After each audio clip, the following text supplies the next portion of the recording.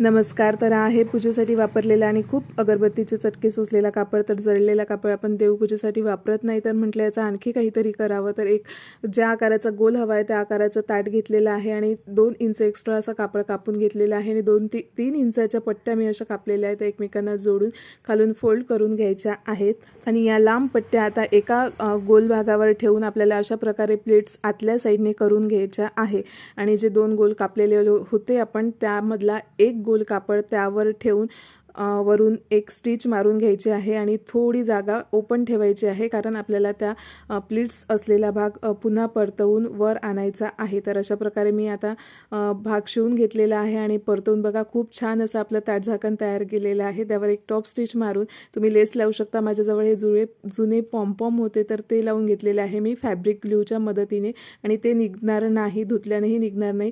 तर अशा प्रकारे खूप सुंदर ताटझाकण तयार